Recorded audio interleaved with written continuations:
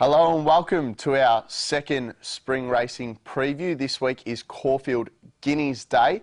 I'm Damien Ractliffe. I'm joined by Ben Asgari. Hello Ben, how are you? Yeah, g'day Damo. Good, How'd thanks you go? mate. Good to be back. Yeah, good week last week. I think you had a good week too, so good start to things for the spring. Yeah, not a bad day's tipping in the Turnbull Stakes. We're expecting a bit more wet weather this week, the Caulfield Guineas. We'll start off with race 4. It's the Group 2 Scalacci over 1,000 metres. Buffering is about the $2.80, $3 mark. Can you see it getting beaten, Ben?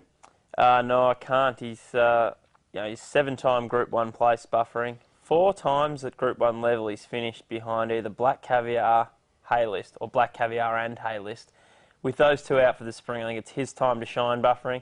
Gee, he's been unlucky not to win a Group 1. This is a Group 1 class field. Really good horses. Pampalone's down from Sydney. First Command, Snitsum, it's a really good field. But I think at $3 he's still value buffering. Good bet at the $3. Just take the favourite. I think he'll take good improvement for his first up win. 1,000 metres at Caulfield. I think it'll be too good for them. I like buffering about the $3 mark. Yeah, I like buffering as well. I think Pampalone's the other one that'll be my Quinella there. Pampalone 8 starts for 5 wins and 2 seconds. So pretty good Sydney form. Just a question of whether it can go the other way. And Temple of Boom's a good horse for Tony Gollan. Yeah, it's a very good race. Yeah, definitely. So we'll look ahead to the next race, race 5. It's the Caulfield Stakes. Managar is out for the spring, which means Ocean Park will probably start odds-on favourite here. Is that your tip on top, Ben? I think he will go very close, and I'd probably have him on as a top-rated horse at about $1.55, but I can't tip Ocean Park at $1.55 in a Caulfield Stakes. There's just no value there whatsoever. I think by default, I think I'm left with Sincero as the one I could have something on at about the $5 mark. He wasn't that far behind Ocean Park second up. Third up now, he probably taken a bit of improvement. Second up after 14 to 1800, I can forgive that run from Sincero. Ocean Park's got to do it again, and he's short enough, so I'd rather have something on Sincero at about the $5 mark. Yeah, I definitely think Ocean Park's the one to beat. Was very impressive in the Underwood. Sincero, obviously, that's probably the Quinella there. Another one I want to keep an eye on, probably prefers a bit more extra distance, is Vadave.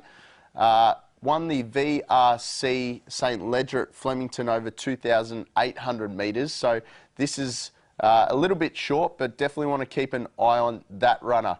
So we'll look ahead to race 6 now.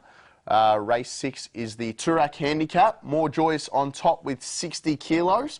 You don't like the short price favourites, Ben? Are you steering away from More Joyous here? Well, you have to risk her. She's about $1.90 and she's carrying 60 kilos. She's got to break her own mare's weight carrying record that she set in 2010 when she carried 58 kilos to victory. Last year's winners there as well. King Mufasa, he's a 10-time Group 1er. 2 of those have been in Australia, 8 in New Zealand, but he's still a very good horse. He carried 57.5, I think, last year to victory. Carries 59.5 this year. I like one right down on the minimum with 52 kilos. Solzhenitsyn for Queensland trainer Robert Heathcote. He trains buffering as well, so it might be a double for Robert Heathcote at Caulfield on Saturday. 52 kilos. He's been well backed. He opened up $7. I think he's already into about the $4.60 mark. He's a good progressive horse who's still in the Cox Plate, and if he wins a Toorak Handicap, still might go that way. And with 52 kilos, I'd rather have something on Solzhenitsyn to break through for his maiden Group 1 win than take More Joyous with 60 kilos. She's a good mare. She's a deserved favourite, and she, might well do it because you don't want to doubt her. You don't want to underestimate her, sorry, but I couldn't back her at that price. Yeah, my tip's More Joyous, but the one I want to watch is Tokugawa. One last start. It start before in the... They bet $3.20. God bless them last start. Yeah, in the Dato, it had barrier 2. Yeah, it didn't suit. It had no luck. No, it got straight to the back and ended up coming, I think, field of 13, ended up finishing 8th. So good run from the back. I think it's got barrier 7 or barrier 8 this time round, which will suit. And should be right in the mix with 52 kilos as well. Yeah, so, and he won't be disadvantaged by any rain that falls. He handles all conditions. Good horse, Tokugawa. Yeah, so it should be a good race. The next one's the big one of the day, the Group 1 Caulfield Guineas over 1,600. Pierro, he's the champion at the moment. How does he go on Saturday? Oh, he's 8 from 8, and I think he'll make it 9 from 9 in the Caulfield Guineas on Saturday. Superstar horse. His work got Flemington on Tuesday morning. I think he came home in 21 seconds or something crazy like that. It was just phenomenal track work. this bloke's a freak. He's a very good horse. He's not over the line in the Cox Plate yet, I don't think, but he is over the line in the Caulfield Guineas. We know he runs a mile. We know how good he is. I think he'll just win. I'm not going to tip anyone into a $1.25 shot because there's not much point backing him. I think you just watch and enjoy. For the multiples, don't ride off all too hard. It's funny to think that at the start of the spring, when start of August, when the markets opened for this race, it was something like $3 Pierro and about $4.60 all too hard, and they were that close. He's still a good horse. He ran very well in the George Main all too hard against the older horses when he missed the start. He might miss, if he can get away cleanly, it's a massive if with him, but he might be the one that can maybe just push Pierro for 100 metres and finish in second position.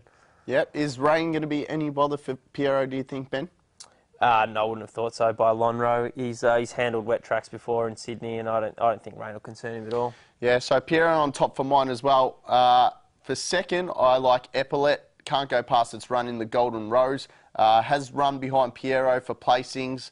That'll be the Quinella for me. So of course, Pierro, he's the one who's pushed Pierro. He's the one that's got the closest to beating Pierro before. Finished second by a nose, I think, in Sydney in the lead up to the Golden Slipper. But be careful, punters, though. The rain on Saturday, there's a fair bit of rain around, but Caulfield's pretty firm at the moment.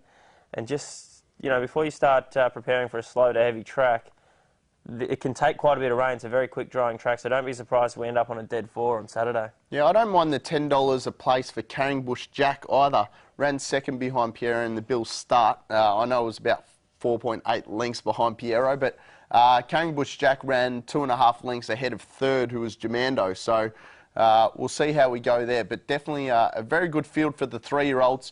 And the last race we're going to cover is race 8, the Group 2 Herbert Power.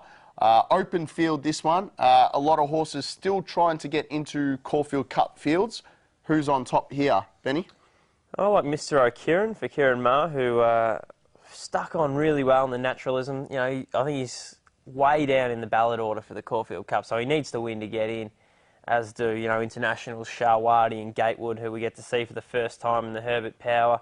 I think Gatewood's equal favourite with Exceptionally around about the $5 mark. Exceptionally was really good in the naturalism as well. The two from the naturalism I like, Exceptionally and Mr. O'Kieran. Mr. O'Kieran at the better value I'll have on top, but I could definitely entertain Exceptionally.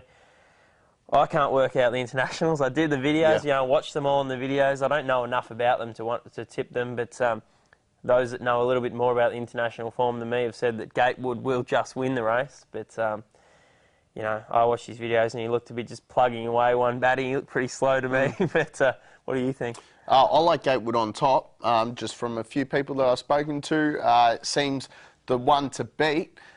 Exceptionally for second for mine. Scratch last week because of the firm track, so the weather will play into its favour. Whether or not the 2,400 metres will suit. Swooped home in the naturalism, so definitely they're the two. Has a bit of work from barrier 15, but it'll probably go back, I'm guessing. Yeah, she'll go back anyway. And so that shouldn't bother too much. And the other one I want to watch is Beyond Mick, won the JRA Cup. Trainer Mick Brady. He's only got one horse in the stable, so it'd be a fairy tale result if Beyond Mick could get the job done and force his way into the Caulfield Cup, wouldn't it? Definitely. So there's plenty of chances. Dance with Her excluded with Craig Williams really on good board. Race. It's always a good race, that one. So it'll be an absolute ripper.